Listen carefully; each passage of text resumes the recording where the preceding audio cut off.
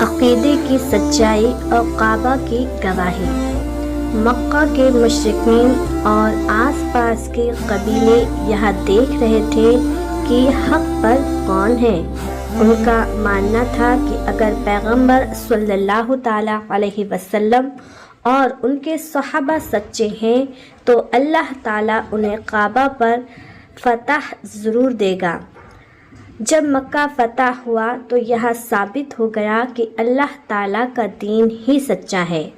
اہل سنت و جماعت اس دن سے لے کر آج تک کعبہ انہی کے پاس ہے جو صحابہ اور رسول صلی اللہ تعالیٰ علیہ وسلم کے راستے پر چلنے والے ہیں۔ یہاں اس بات کی دلیل ہے کہ نبی صلی اللہ تعالیٰ علیہ وسلم نے جنہیں مصلی پر کھڑا کیا، قیامت تک انہی کے ماننے والے وہاں عبادات کریں گے۔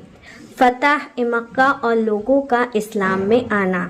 فتح مکہ سے پہلے اسلام کی دعوت کے لیے بہت جنگ کرنا پڑا۔ طائف میں پتھر کھائے اور بازاروں میں غصب کیا، لیکن لوگ بات سننے کو تیار نہیں تھے۔ اچانک بدلاؤ، جیسے ہی مکہ فتح ہوا، جو لوگ دور کھڑے تماشا دیکھ رہے تھے انہیں یقین ہو گیا کہ یہی ابراہیمی پیغمبر ہیں۔ فوجوں کے جتھے 10,000 صحابہ کے ساتھ مکہ فتح ہوا اور مدینہ واپس پہنچنے تک یہ سنکھیا 1.25 لاکھ پار کر گئی۔ لوگ بنا کسی معجزے یا لمبی تبلیغ کے صرف حق کو دیکھ کر فوج در فوج اسلام میں شامل ہونے لگے۔ کامیابی کا روحانی فارمولہ۔ کامیابی کا روحانی فارمولہ سورہ الم نصر۔ یدی کوئی چاہتا ہے کہ اسے کاروبار میں ترقی، سماج میں عزت اور اللہ تعالیٰ کی مدد ملے تو بزرگان دین نے اس سورہ کی آیتوں میں چھپے ہوئے راز کو بتایا ہے۔ اللہ کی مدد، پہلی آیت اللہ کی نصرت اور جیت کا دروازہ کھولتی ہے۔ جو چاہتا ہے کہ لوگ اس کی اور متوجہ ہوں، چاہے وہ ڈاکٹر ہو، بیپاری ہو، عامل ہو، اسے اس آیت کا ورد ہمیشہ جاری رکھنا چاہیے۔ مجلس میں عزت۔ اگر آپ کو لگتا ہے کہ سماج میں آپ کو اہمیت نہیں ملی تو اس سورہ کی برکت سے اللہ تعالیٰ آپ کو مجلس کی روح بنا دیتا ہے۔ آپ جہاں جائیں گی آپ کی شخصیت کا اثر ہوگا۔ رزق اور برکت۔ تیسری آیت توبہ اور شکر کا سنگم ہے۔ فسبح بحمد ربک واستغفرہ۔ حدیث کے مطابق جو ویکتی مفلسی یعنی غریبی میں ہو اسے سورہ اخلاص، سورہ کافرون اور سورہ الم نشرہ کی کثرت کرنی چاہیے۔ صحابی اور وظیفہ۔ ایک سبق۔ ایک غریب صحابی نے جب اپنی تنگ حالی کا ذکر کیا تو نبی کریم صلی اللہ تعالیٰ علیہ وسلم نے انہیں بیپار بدلنے کے بجائے قرآن پاک کی آیتوں کا وظیفہ بتایا۔ ہم اکثر دنیائی سادھنوں کے پیچھے بھاگتے ہیں جبکہ برکت کا خزانہ اللہ کے کلام میں ہے۔ جو ان سورتوں کو کثرت سے پڑھتا ہے اللہ تعالیٰ اسے صاحب مال بنا دیتا ہے۔ بزرگوں کی اتہاس کی گواہی۔ شیخ عبد القادر جیلانی یعنی غوث اعظم، انہوں نے اپنے وظائف میں اسے شامل کیا۔ ابن عربی اور سلطنت عثمانی سامراج کی فتوحات یعنی جیت۔ سورہ اجازہ کا بڑا دخل تھا۔ جنگوں میں کامیابی کے لیے اسے 111 بار پڑھنے کا معمول تھا۔ یہ سورہ صرف ایتہاسک گھٹنا یعنی مکہ کی فتح کا ذکر نہیں ہے بلکہ یہ ہر دور کے مسلمان کے لیے کامیابی کا نقشہ ہے۔ اگر آپ چاہتے ہیں کہ اللہ تعالیٰ کی مدد آئے اور لوگ ہماری طرف کھینچے چلے آئے تو ہمیں اللہ تعالیٰ کی تسبیح اور استغفار کا دامن تھامنا ہوگا۔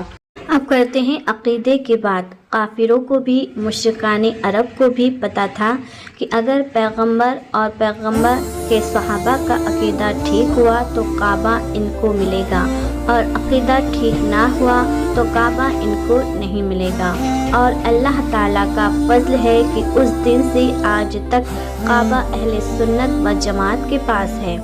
کعبے میں اہل سنت کے علاوہ کوئی مسلح پہ کھڑا نہیں ہوا، کیونکہ حق کی دلیل یہ ہے کہ یہ آیت، یہ سورہ صحابہ اور رسول اللہ صلی اللہ تعالیٰ علیہ وسلم کی حقانیت کو واضح کرتی ہے، اور پیغمبر صلی اللہ تعالیٰ علیہ وسلم اور صحابہ کی حقانیت آج تک قائم ہے۔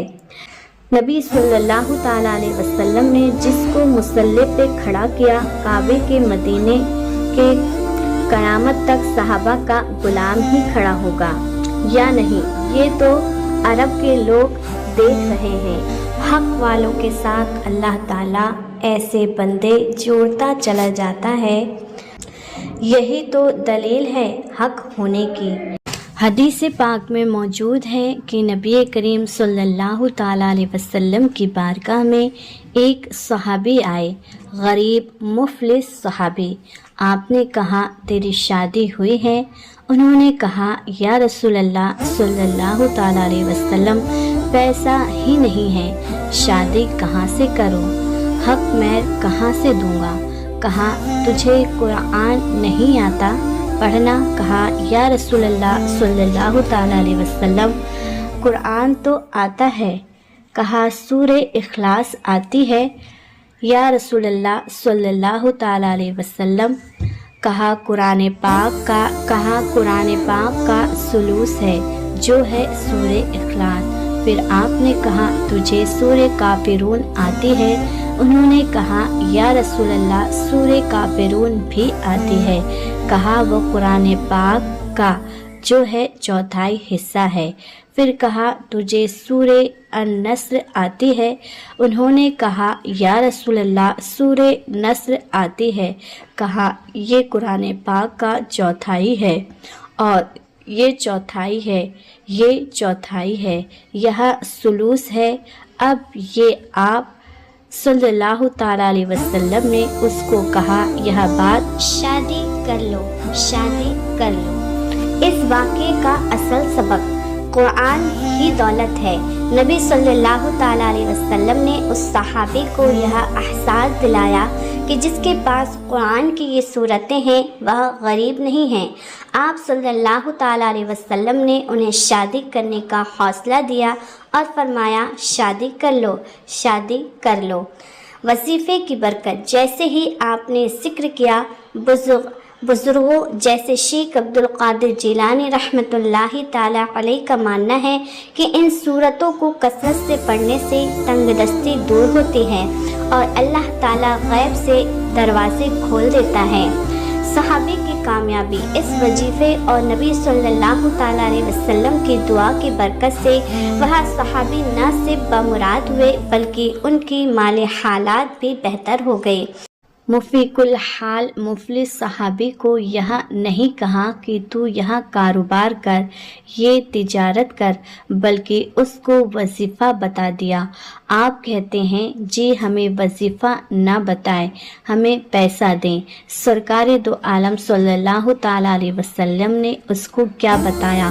وظیفہ بتایا، اور اس کی شرح میں لکھا ہے کہ اور باقی صورتوں کا بھی اس کو کثرت سے پڑھنے والا خوشحال اور صاحب مال ہو جاتا ہے، کیونکہ آپ صلی اللہ تعالیٰ علیہ وسلم نے ان کو کہا نہ کہ تیرے پاس پیسہ نہیں ہے، یہ تو سورہ نہیں آتی، تجھے کہا جی ہاں آتی ہے۔ اب آپ صلی اللہ تعالیٰ علیہ وسلم نے اس کو جب یہاں بتایا تو انہوں نے کثرت کے ساتھ پڑھا۔